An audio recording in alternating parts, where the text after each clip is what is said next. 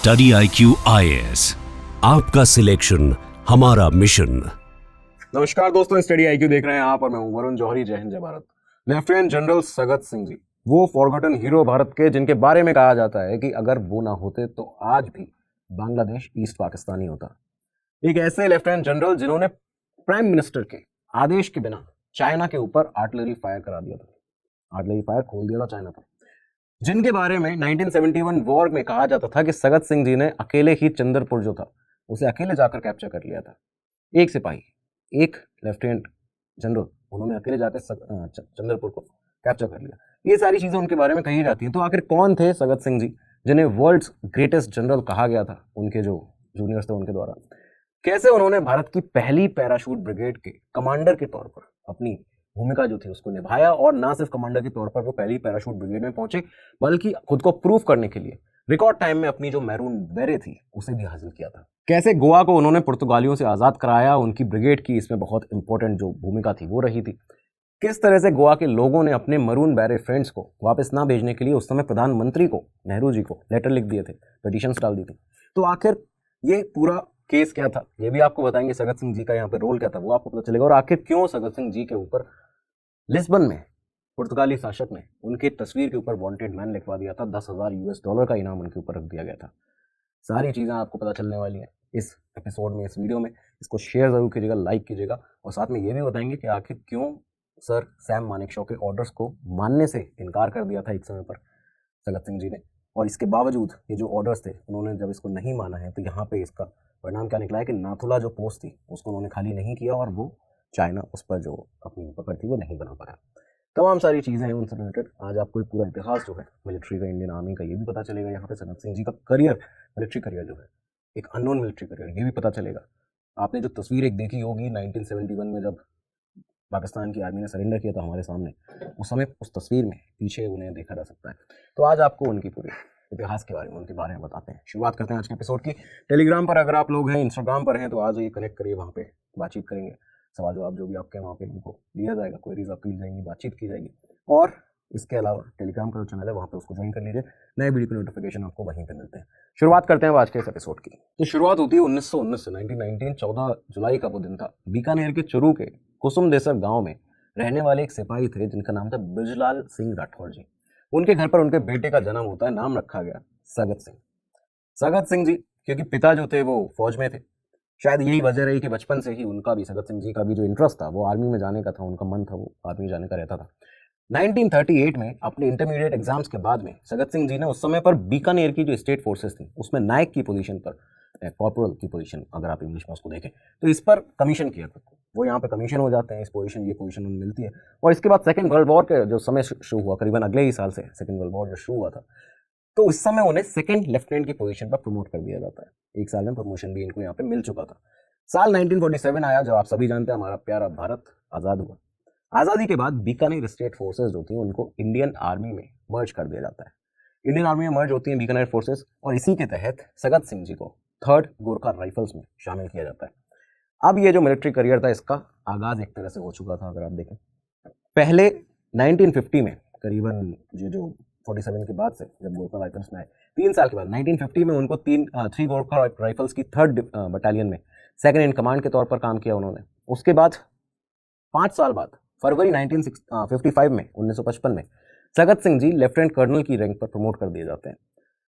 ये जब इस समय प्रमोट हुए थे, इस समय ये भी देखा गया कि कुछ ही समय निकलता है और उसके बाद फिरोजपुर में जो उस समय 3 गोरखा राइफल्स की सेकंड बटालियन तैनात थी, उसका उन्हें कमांडिंग ऑफिसर, COV बना दिया गया था।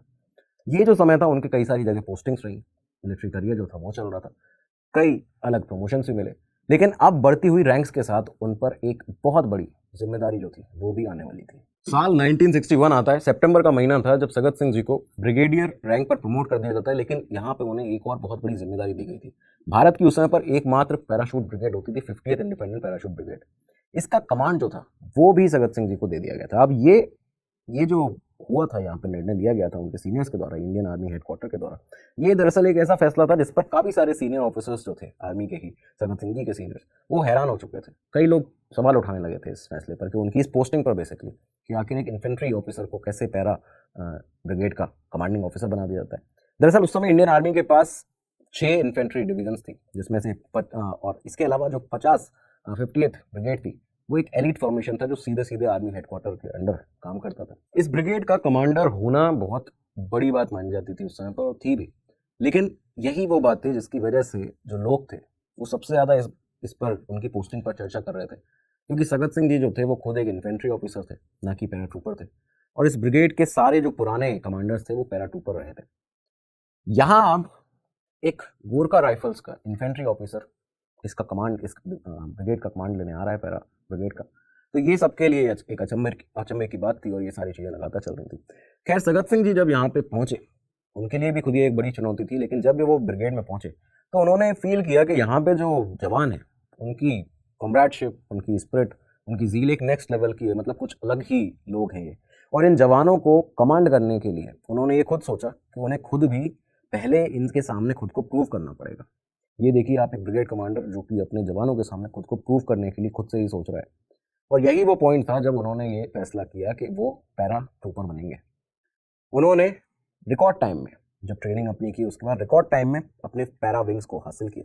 2 दिनों में, उस समय का जो रिकॉर्ड था 2 दिन में 4 पैरा जंप्स का, वो कंप्लीट करने के बाद में, रिक्वायर्ड जो जंप्स थी उसको टारगेट को अचीव करने के बाद में, अब वो फाइनली एक मरून बैरे पहनकर अपनी ब्रिगेड के सामने खड़े थे। और ये देखकर जो जितने जवान सामने थे उस समय पर, ना सिर्फ उन्होंने बल्कि वो लोग जो उनकी पोस्टिंग के ऊपर सगत सिंह जी सवाल खड़े कर रहे थे, उनकी आंखों में भी सगत सिंह जी की जो इज्जत थी वो बहुत ज़्यादा बढ़ चुकी थी, काफ़ी ज़्यादा बढ़ चुकी थी। जवान जो थे अब वो उनको अपना लीडर मान चुके थे। खैर, यहाँ से ये सारी चीज़ें हुई। अपनी 50 पैरा ब्रिगेड की कमांड संभाली सगत सिंह जी ने। 2 महीने बीतते। 2 महीने के बाद आया नवंबर 1961। नवंबर 1961 में सगत सिंह जी को दिल्ली बुलाया जाता है और दिल्ली में जो director of military operations DMO का जो दफ्तर था, दफ्तर में बुलाया गया। एक मीटिंग थी। दरअसल यहाँ पर उन्हें उनका पहला जो ऑपरेशनल असाइनमेंट था या कहीं ऑपरेशन मिशन था वो दिया जाने वाला था, और ये होने वाला था पोर्चुगीज कब्जे से, पोर्चुगीज रूल से पुर्तगालियों से गोवा को आज़ाद कराने का मिशन, जिसका नाम था ऑपरेशन विजय। अब ऑपरेशन विजय के बारे में आपको ये भी बता दिया जाए कि कमेंट सेक्शन में कई बार आप लोग ये कहते हैं कि ऑपरेशन विजय सर 61 में नहीं 71 में हुआ था, 99 में हुआ था। ऑपरेशन विजय जो नाम है, कोड नेम है, ये भारत में 71 में भी था, भारत पाकिस्तान के युद्ध में भी था, 99 में भी शायद रहा था, कारगिल के युद्ध में, वहाँ पे बिल्कुल रहा था 99 में। इसके अलावा 61 में पोर्चुगीज रूल से आज़ाद कराने के लिए यहाँ पे भी इसको रखा गया था। तो ये जो नाम है कई बार यूज़ हुआ है, और कभी भी आप लोग अगर कमेंट सेक्शन में इस तरह के सवाल करते हैं, बहुत अच्छी बात है, आपको करनी चाहिए, लेकिन उसके पहले आपको एक बार फैक्ट चेक जो है वो करना चाहिए खुद से भी, जिससे आपकी भी यहाँ पे सर्च करने की जो कैपेबिलिटी है, रिसर्च करने की कैपेबिलिटी, वो भी बढ़ेगी। तो खैर, 1961 ऑपरेशन विजय जो था यहाँ पे होने वाला था, जिसमें गोवा को पोर्चुगीज रूल से आज़ाद कराना था। 50 para brigade, lieutenant general Sagat Singh ji की 50 पैरा ब्रिगेड को नॉर्दर्न प्लान जो था इस पूरे ऑपरेशन का, उसका हिस्सा बनाया गया था। और इनके साथ दूसरी वहाँ पे थी 17th इन्फेंट्री डिवीज़न, जिसको लीड कर रहे थे मेजर जनरल उस समय KP कैंडिथ, वो उनके अंडर में काम कर रही थी। ये जो कैंडिथ जी की, मेजर जनरल कैंडिथ थे, इनकी जो बटालियन थी, जो इन्फेंट्री डिवीज़न थी, वो वेस्ट और साउथ के 2 छोर पर एडवांस करने वाली थी। मतलब वो मेनली वही थी जो जिसको यहाँ पे काम करने के लिए भेजा था। शुरुआती प्लान में जो पैरा ब्रिगेड थी जनरल सगत सिंह जी की, उसको सिर्फ सपोर्टिव रोल में रखा गया था, ना ही उनके ऑब्जेक्टिव में ये दिया गया था कि आपको पंजी को कैप्चर करना है। तो ये सारी चीज़ें वहाँ पे देखी जा रही थी। सगत सिंह जी की पैरा ब्रिगेड को यहाँ एक सपोर्टिव रोल की तरह इसलिए देखा जा रहा था, इसका एक बड़ा कारण था, क्योंकि यहाँ पे जो सामने जहाँ उनकी डिवीज़न, उनकी बटालियन ब्रिगेड तैनात थी, उनके सामने 4 बड़े रिवराइन ऑब्स्टेकल्स थे, 4 बड़ी इस तरह की परेशानियां थी जिनको क्रॉस करने में और ये इस पूरे ऑपरेशन को कंप्लीट करने में बाकी जो टुकड़ियां भेजी हैं, जो बाकी बटालियन भेजी हैं, वो जल्दी कर जाएंगी, इस तरह की बात सामने लग रही थी। और ये सामने आया था कि ये जो 4 रिवराइन ऑब्स्टेकल्स हैं, ये इनको क्रॉस करना, इनको ओवरकम कर पाना, सगत सिंह जी की ब्रिगेड यहाँ पे कोई खास इसकी वजह से कोई काम नहीं कर पाएगी। एक तरह से देखा जाए तो उन्हें अंडरस्टिमेट किया जा रहा था, उनकी ब्रिगेड को, 50 पैरा ब्रिगेड को। आप दोस्तों ये देखिए, यहाँ पे अंडरस्टिमेट किया जा रहा था। खैर, इस वजह से सबका जो ध्यान था वो मेजर जनरल KP कैंडिडेट जो थे, उनकी 17 इन्फेंट्री डिवीज़न पर था। लेकिन यहाँ सगत सिंह जी ने सभी लोगों को, जो लोग उन्हें अंडरस्टिमेट कर रहे थे, उन सभी को गलत साबित कर दिया। 18 दिसंबर 1961 को जब यह ऑपरेशन शुरू हुआ तो उनकी ब्रिगेड ने तेजी से एडवांस करना शुरू कर दिया, आगे बढ़ना शुरू कर दिया। सगत सिंह जी ने अपने जवानों से कहा, ये उनका एक टैगलाइन थी जो उनकी निकली थी, सामने आई थी उस समय पर, आज की डेट होती, सोशल मीडिया पर लोग अगर बता रहे होते हैं उनके बारे में, तो आज ये लाइन जो थी वो एक टैगलाइन बन जाती काफ़ी सारी बॉलीवुड मूवीज़ की। उन्होंने अपने जवानों से उस समय पर कहा था कि अपने स्टील हेलमेट्स को उतारो, अपने इन स्टील हेलमेट्स को उतारो और अपने पैराशूट रेजिमेंट के मरून बैरे को पहनो और इसके बाद आगे बढ़ो। जवान ये आगे बढ़े। आगे बढ़ने के बाद इन जवानों ने लोकल बोट्स का सहारा लिया, रिवर्स को क्रॉस करने के लिए राफ्ट्स का सहारा लिया और इनकी मदद से उन रिवराइन ऑब्स्टिकल्स को, चारों रिवराइन ऑब्स्टिकल्स को क्रॉस करते हुए पुर्तगाली फोर्सेस के ऊपर अटैक कर दिया। अटैक करके इनको पीछे धकेला गया। पुर्तगालियों को जब पीछे धकेल दिया, ये जो ब्रिगेड थी सगत सिंह जी की, अगले ही दिन, मतलब एक दिन के अंदर इन्होंने ये 4 ऑब्स्टिकल क्रॉस किए, पुर्तगाली फोर्स को पीछे धकेला। 19 दिसंबर 1961 का वो दिन था जब पणजी में एंटर कर चुकी थी, गोवा की राजधानी पणजी में इनकी ब्रिगेड एंटर कर चुकी थी। और ऐसा करने वाली ऑपरेशन विजय 1961 में सभी इंडियन ट्रूप्स में ये पहली ब्रिगेड थी, 50 para brigade, general Sagat Singh ji के नेतृत्व में। उन्हें अंडरस्टिमेट किया गया, उन्होंने इस पूरे भ्रम को लोगों के तोड़ा, पणजी में एंटर करें, उसके बाद में एंटर करने के बाद पुर्तगाली फोर्सेस को भी यहाँ से धकेला। खैर, गोवा को पुर्तगाली रूल से आज़ाद करा लिया गया था। आज़ाद कराने के बाद में सगत सिंह जी की पैरा ब्रिगेड जो थी उसको गोवा में कुछ महीनों, बताया जाता है 1 से 2 महीने वहाँ पे रहे थे। तो इस ब्रिगेड को यहाँ पर रुकने के लिए कहा गया था और इस बीच में गोवा के जो लोग थे उन्होंने भी सगत सिंह जी और उनकी ब्रिगेड का स्वागत किया। सिर्फ स्वागत ही नहीं, यहाँ पे लोगों ने फौजियों को अपना दोस्त बना लिया था। मतलब गोवा के लोगों और फौजियों के बीच में, पैरा ब्रिगेड के जो लोग थे, मरून बैरे जो पहनते थे, उनके बीच में एक दोस्ताना माहौल बहुत ज़्यादा जो था वो देखा गया था। खैर, कुछ ही दिनों के बाद में आर्मी हेडक्वार्टर से आदेश आता है पैरा ब्रिगेड के पास। कहा गया कि पैरा ब्रिगेड को अब गोवा से फाइनली आगरा वापस जाना है। उत्तर प्रदेश, आगरा, अपने जो उनका बटालियन है, जो ब्रिगेड है, हेडक्वार्टर है, वहाँ पे पहुँचे, रिपोर्ट करें। तो ये जो पूरा प्रोसेस था, इसकी शुरुआत की गई। कई सारे जवान जो थे वो गोवा से वापस आने लगे। ये सब देखते हुए वहाँ के गोवा के जो लोग थे, उस समय उन्होंने प्राइम मिनिस्टर नेहरू जी को टेलीग्राम्स लिख दिए थे, पिटीशन लिख दिए थे, डाल दिए थे। उन्होंने साफ तौर पर उसमें लिखा था कि हमारे जो मरून बैरे फ्रेंड्स हैं इन्हें वापस ना भेजा जाए, इन्हें यहीं पे रोक के रखा जाए गोवा में। ये हमारे एक तरह से रक्षक है, हमारे लिबरेटर से, हमको बचाया इन्होंने पुर्तगालियों से। और ये सारी चीज़ें यहाँ पे लिख के जो टेलीग्राम्स थे, ढेरों टेलीग्राम पेटिशंस, ये भेजी जाई थी प्रधानमंत्री ऑफिस में दिल्ली के अंदर, गोवा से। तो खैर, ये सारी चीज़ें देखते हुए, लोगों के इस प्रेशर को देखते हुए, इसके आगे झुके प्रधानमंत्री नेहरू और उन्होंने पैरा ब्रिगेड को गोवा वापस भेज दिया। जितने ऑफिसर वापस आए भी थे, जितने जवान वापस आगरा आए थे, उन सबको ही वापस भेजा गया। ऑपरेशन विजय के बाद कई सारे ऐसे जो जवान थे वो वहाँ पे रुके रहे गोवा में और बहुत ही अच्छा एक माहौल गोवा के लोगों और पैरा फोर्सेस के लोगों के बीच में देखा गया। खैर, ऑपरेशन विजय के बाद में पोर्चुगीज फोर्सेस के कई सारे प्रिजनर ऑफ वॉर थे इंडियन आर्मी के पास, जिनको रखा गया था। उनकी देखभाल करने का जो जिम्मा था, जो जिम्मेदारी थी, वो भी सगत सिंह जी को, उनकी ब्रिगेड को दी गई थी। यहाँ पे उन्होंने ये भी काम किया और ये कामयाबी जो थी उनकी, एक तरह से उसका सिर्फ उसकी बातचीत सिर्फ भारत में नहीं हो रही थी, वो सिर्फ भारत तक सीमित नहीं थी। सगत सिंह जी का जो नाम था वो पुर्तगाल तक भी पहुंच गया था। ये इस तरह से सामने आता है कि एक दिन जब वो उनकी ब्रिगेड आगरा वापस आई, एक दिन वो आगरा के शिराज होटल में सिविलियन कपड़ों में घूम रहे थे, वहां पे बैठे हुए थे। 4 अमेरिकन वहां पे पहुंचते हैं, अमेरिकन टूरिस्ट थे, और उन्होंने सडनली सगत सिंह जी को देखा और उन्हें पहचान लिया। उनसे पूछते हैं, आर यू ब्रिगेडियर सिंह? तो सगत सिंह जी हैरान हो गए। उन्होंने कहा कि सडनली ये क्या, जो अंग्रेज है, इन्होंने कैसे मुझे पहचाना? तो उन्होंने कहा कि जी बताइए। तो सगत सिंह जी ने पूछा कि हाँ बताइए। तो टूरिस्ट ने कहा कि हम आपको जानते हैं। तो उन्होंने कहा आप कैसे जानते हैं? कहते हैं कि अंग्रेज बताते हैं कि हमने पुर्तगाल में, लिस्बन में आपके पोस्टर्स देखे हैं जिस पे लिखा है वांटेड मैन। आपको वहाँ पे वांटेड मैन घोषित किया गया और सिर्फ घोषित नहीं किया गया, वहाँ पे आपके ऊपर $10,000 का, US$ का इनाम भी रखा गया है, जो वहाँ का शासक है पुर्तगाल का, उसने। सगत सिंह जी ने, खैर ये बात जो थी काफ़ी सीरियस थी, क्योंकि ये भारत के इतिहास में पहली बार हुआ था। फिर सगत सिंह जी ने यहाँ पे मजाक में इस बात को टालते हुए कहा कि अगर ऐसा है तो मैं खुद अपने आप को सरेंडर करने के लिए तैयार हूँ। और इसके बाद ये बात आई गई हो गई। लेकिन ऐसा किसी भी ऑपरेशन में पहली बार देखने को मिला है भारत में कि जब भारत के एक ब्रिगेड कमांडर को या फिर कोई भी बहुत बड़े ऑफिसर को दुश्मन देश ने, या कोई भी दुश्मन जिससे वॉर है, जिससे जंग चल रही है, जिससे हमारी फोर्सेस लगातार असल में है, फाइट चल रही है, वहाँ उस दुश्मन देश ने किसी एक पर्टिकुलर ऑफिसर के नाम पर इतना बड़ा इनाम रख दिया हो। खैर, अगले ही साल मिड ऑफ 1962 में बताया जाता है पैरा ब्रिगेड जो थी वो वापस गोवा से अपने आगरा वापस आती है। उसी साल ये देखा गया, 1962 ये साल आ चुका था, आप सभी जानते हैं, इंडिया चाइना बॉर्डर पर जो वॉर थी वो शुरू हो चुकी थी। सगत सिंह जी जो थे वो तैयार थे इस वॉर में जाने के लिए, लेकिन ये क्या डिसीजंस रहे ये आज भी किसी के सामने नहीं है, और क्यों, क्या इनके पीछे रीज़न रहे ये नहीं पता।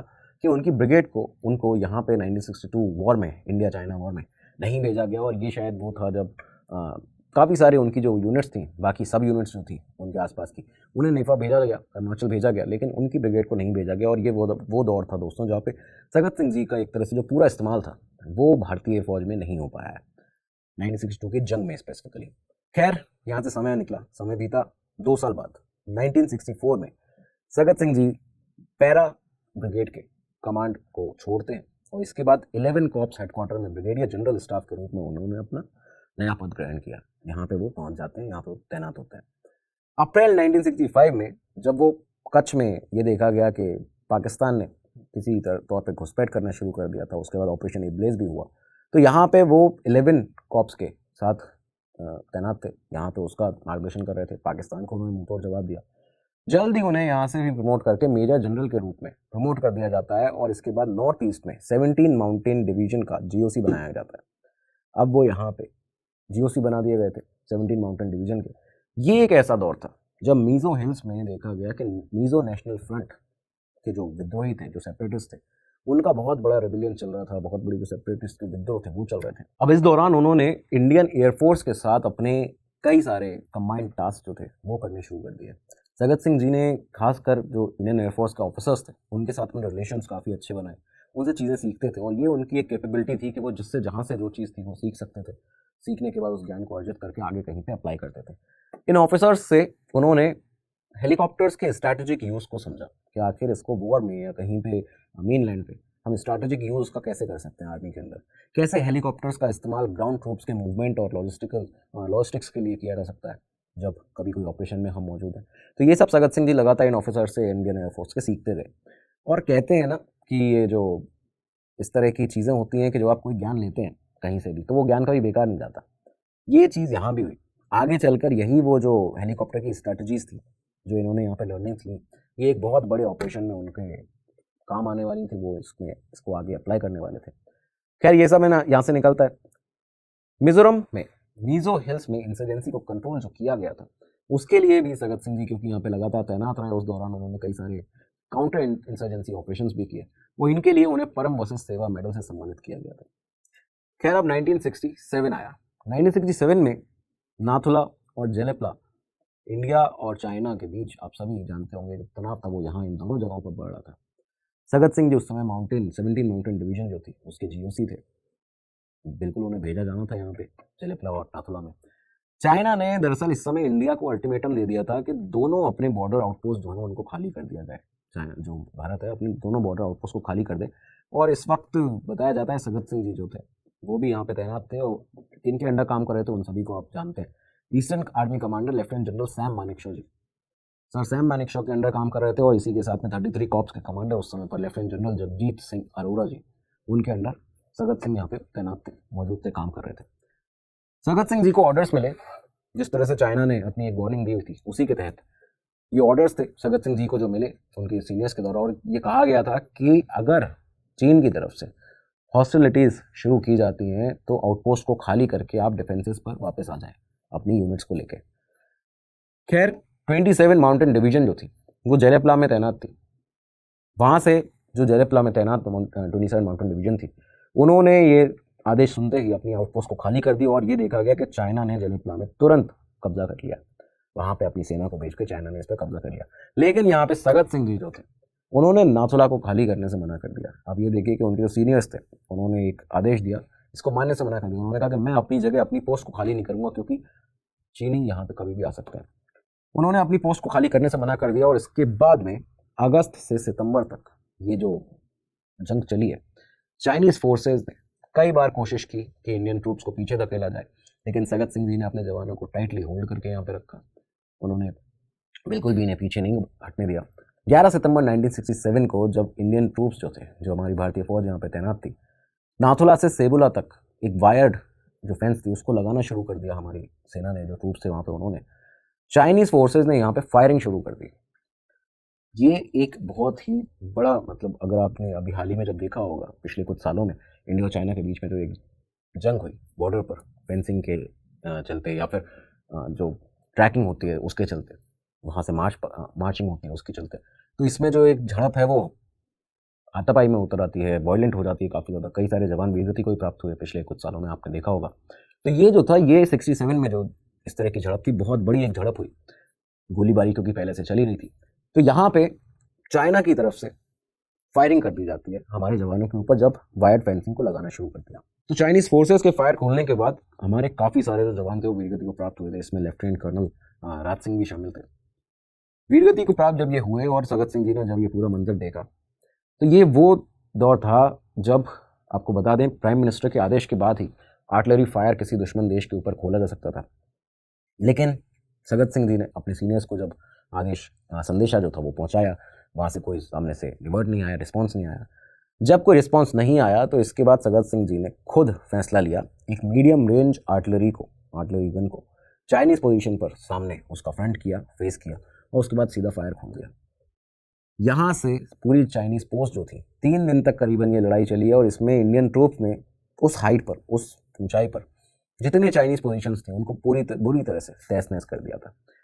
चाइनीज फोर्स को भारी नुकसान यहाँ पे हुआ। ये देखा गया कि वो जो आर्टिलरी फायर किया गया सगत सिंह जी के द्वारा, करीबन 300 से ज़्यादा चाइनीज सोल्जर्स मारे गए।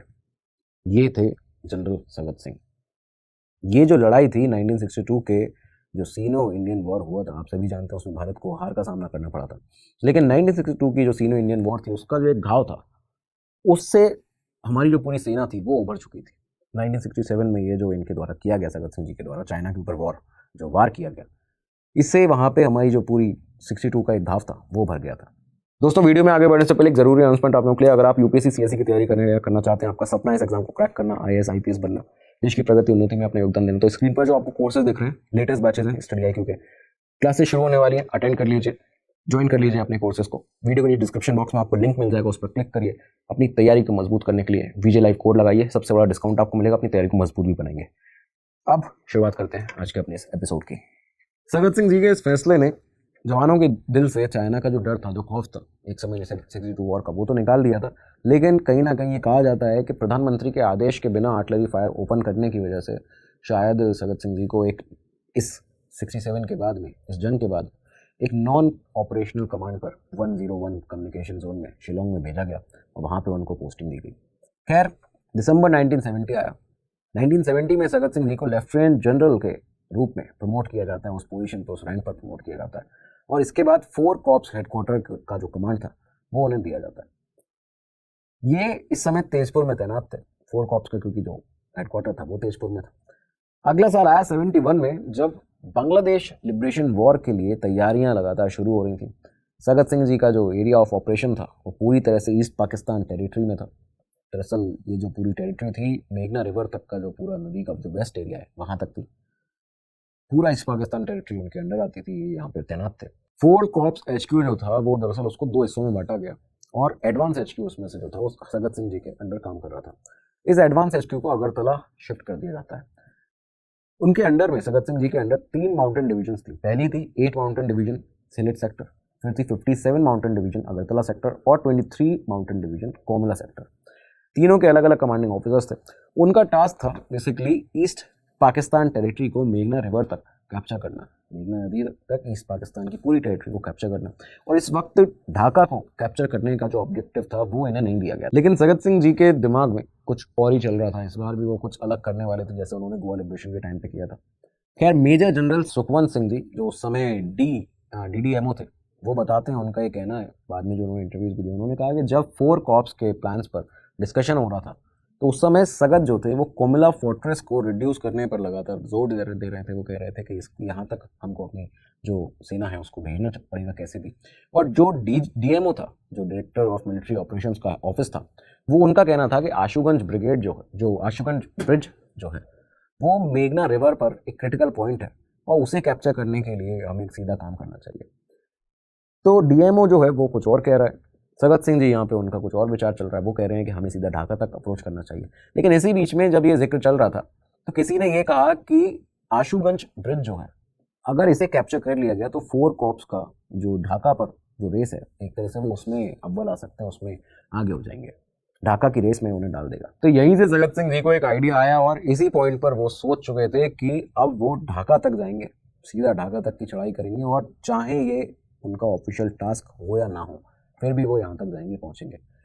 क्या दिसंबर 1971 में जब हॉस्टिलिटीज शुरू हुई, टू कॉर्प्स जो कि जेसोर सेक्टर से ढाका की तरफ लगातार एडवांस कर रही थी यहाँ पे पहुंचने के लिए, वो सडनली जो टू कॉर्प्स की बटालियन थी, जो पूरी ब्रिगेड थी, कुश्तिया में कहीं रिवर्सल की वजह से उसे अपने ऑब्जेक्टिव पर वो नहीं पहुंच पाए, उसे वापस यहाँ पे रुकना पड़ा, वहाँ पे या तो वहाँ से वापस जाना पड़ा, इस तरह की कोई चीज़ हुई। यही वो मौका था जब सगत सिंह जी की जो 4 कॉर्प्स वहाँ पे तैनात थी, 4 कॉर्प्स HQ, उन्हें ये मौका मिला और उन्होंने एक ऐसी कहानी लिखी है इसके बाद कि आज भी मिलिट्री इतिहास में, आर्मी के इतिहास में उसे सुनहरे अक्षरों में लिखा जाता है। सिलेट सेक्टर में 8 mountain division major general KV Krishna Rao इनके अंदर काम कर रही थी, तैनात थी। उनका टास्क था बेसिकली कि मैक्सिमम एनिमी टेरिटरी जो थी उन्हें कैप्चर करना है।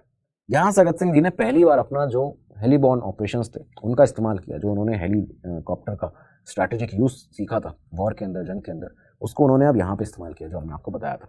कैसे किया गया? इंटेलिजेंस मिलती है कि सिलेट टाउन पर एनिमी की जो पोजीशन है, जो मैन पावर है, वो कमज़ोर है। यहाँ पे जो सैनिक हैं पाकिस्तान के वो काफ़ी कम है, यहाँ पे नहीं देखा जा रहा है उन्हें।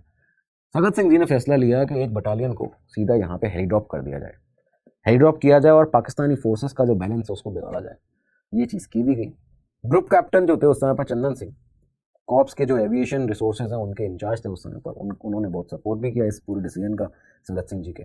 और इसी के तहत जो हेलीड्रॉप जोन था उसको आइडेंटिफाई किया जाता है इन दोनों के द्वारा ही।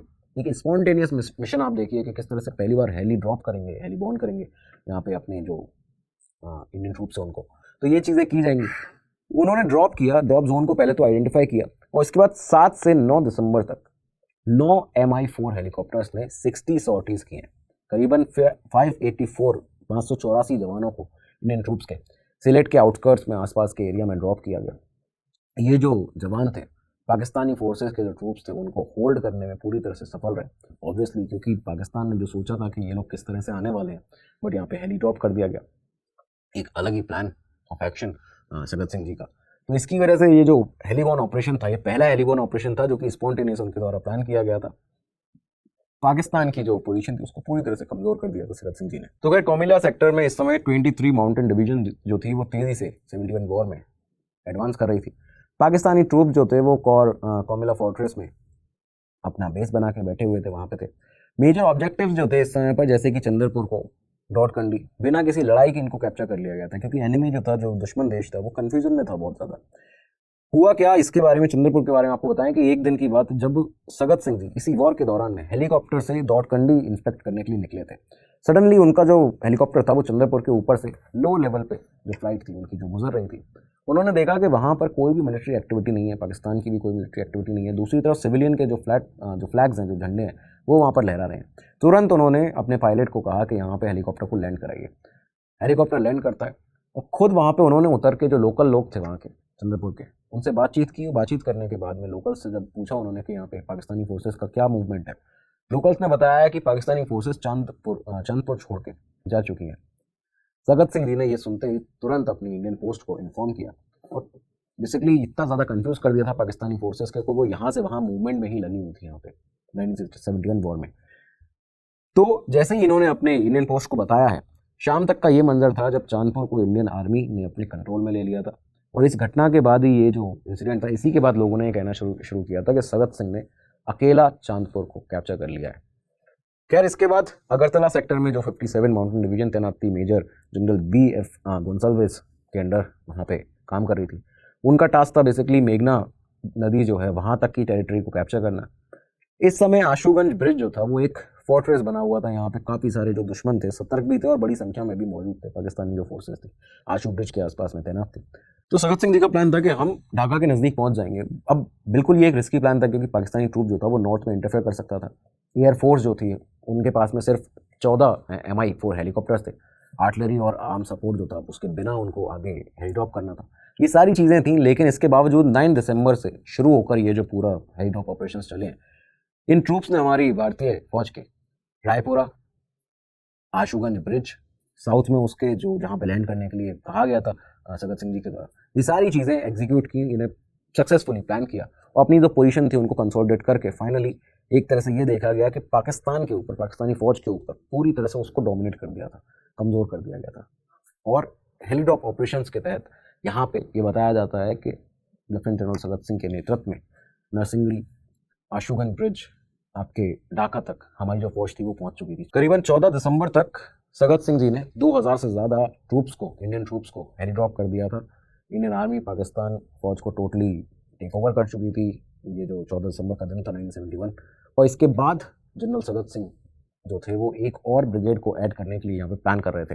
लेकिन फाइनली ये देखा गया कि ये वो समय था जब इससे पहले ही जो पाकिस्तान था, पाकिस्तान ने हमारी फ़ौज के सामने सरेंडर किया है, और सरेंडर करने के बाद में पाकिस्तान हाई कमांड के लेफ्टिनेंट जनरल ए के नियाज़ी थे, नियाज़ी ने हार मान ली अपनी। 16 दिसंबर 1971 की शाम को नियाज़ी ने सरेंडर डेट पर साइन किया, और वो जो तस्वीर है उसमें आप पीछे देख सकते हैं जनरल सगत सिंह जी को।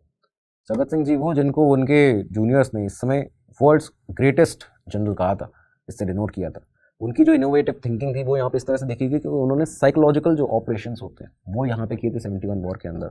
अगरतला में पूरी तरह से स्टेशन होकर किस तरह से उन्होंने अपने हेलीकॉप्टर्स को, जो एयरक्राफ्ट थे कैजुअली जो इवैक्यूएशन के लिए काम में आते थे, उनको बॉम्बर्स के रूप में इस्तेमाल किया था। तो ये सारी चीज़ें, एनिमी को परेशान करना, ये सब उन्होंने यहाँ पे 71 वॉर के अंदर किया है। 1971 वॉर में ढाका के अंदर अपनी लीडरशिप और उसमें उस रेस में सबसे आगे रहने के लिए जनरल सगत सिंह जी को पद्म भूषण से सम्मानित किया गया। उन्होंने अपनी कामयाबी जो थी वो अपने एयरफोर्स के साथ में जो उनका एक क्लोज रिलेशनशिप था उसको डेडिकेट की, उनको क्रेडिट दिया। उनके काउंटर इंसर्जेंसी के डेज से, उनके पैरा डेज से ही जो एयरफोर्स के साथ जो उनका एक संबंध था वो सही, बहुत ही सटीक संबंध, अच्छा संबंध उन्होंने बना कर रखा, जो उनकी लर्निंग्स में भी काम आया। ये सारी चीज़ें लगातार चलती हैं। बताया जाता है कि उनको, जो बाकी उनके ऑफिसर्स थे, उनको वीर चक्र से सम्मानित किया गया। उनके ऑफिसर चंद्रकांत सिंह जी जो थे, जिन्हें वीर चक्र मिला, उन्होंने ये कहा था कि सगत सिंह जी वर्ल्ड के ग्रेटेस्ट जनरल हैं। लेकिन उनकी ज़िंदगी में एक पर्सनल ट्रेजिडी भी रही। बताया जाता है कि उनके जो बेटे थे सगत सिंह जी के, कैप्टन दिग्विजय सिंह, वो एक रोड एक्सीडेंट में वीरगति को प्राप्त हुए थे। जब वो 71 में 3rd गोरखा राइफल्स में तैनात हुए थे, कमीशन हुए थे, तो वहाँ से 76 में कोच जाने के रास्ते में एक जीप एक्सीडेंट हुआ जिसमें वो वीरगति को प्राप्त हुए। तो ये एक अकेला उनकी ज़िंदगी का एक बहुत बड़ा दुख था। खैर 30 नवंबर 1976 को सगत सिंह जी आर्मी से रिटायर हुए, जयपुर में जाकर सेटल हो गए, वहाँ पे रहने लगे। वो अपने घर का नाम, इनफैक्ट अपने पोती का भी नाम उन्होंने मेघना ही रखा है, मेघना रिवर। वही रिवर जो कि जिस समय उन्होंने वहाँ पे उनकी पोस्टिंग थी 71 वॉर में, और वहीं पे उन्होंने उसको पूरी तरह कैप्चर किया था। कहा यह भी जाता है कि अगर वो ना होते तो आज भी बांग्लादेश ईस्ट पाकिस्तान ही होता।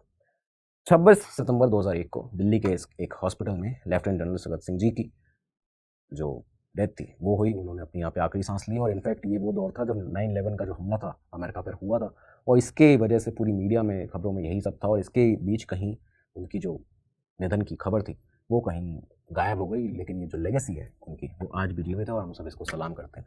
दोस्तों, ये वीडियो आपको कैसा लगा, इसको पहली बात तो ज़्यादा से शेयर कीजिएगा। आपकी जो सलामी है, जो आपका एक ट्रिब्यूट है, वो ये होगा कि आप कमेंट सेक्शन में जय हिंद लिखिएगा, इस वीडियो को शेयर कीजिएगा।